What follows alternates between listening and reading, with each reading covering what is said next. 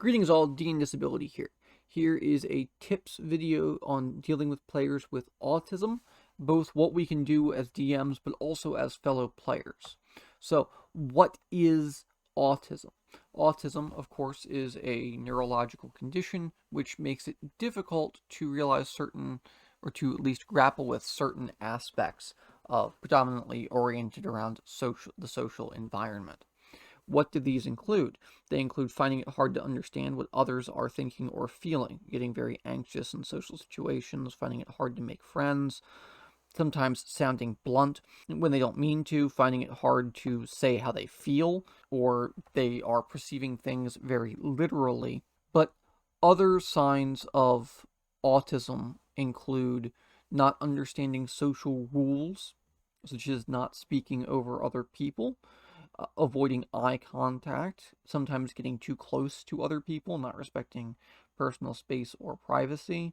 And that could also include in the game environment, not understanding the difference between, say, metagame knowledge and character knowledge, having very keen interest in specific subjects or objects, or becoming hyper fixated on those objects, as well as critically planning and carefully planning things almost kind of to a meticulous level. So, what do we do about these common challenges, right? What are some answers to these challenges? Well, one is make sure the player understands. Make sure they understand the current situation. Is there a social cue they've missed? Is there something that would help them understand that this other character is angry, sad, happy, whatever it is that they might not understand, particularly if it's under like a player with player interaction.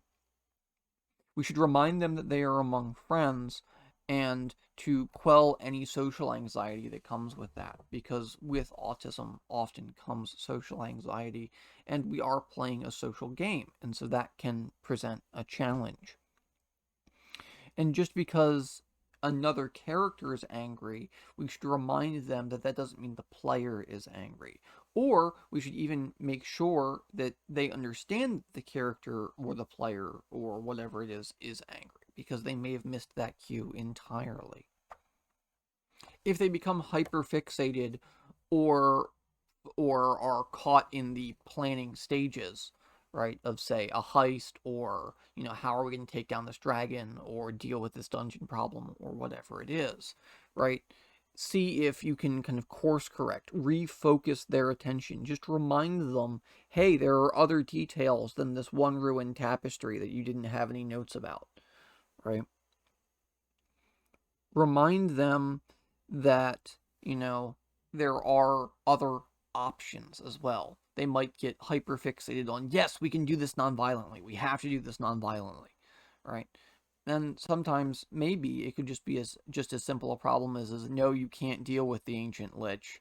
You can't bargain with them. Sometimes they just need to die and you need to find their phylactery.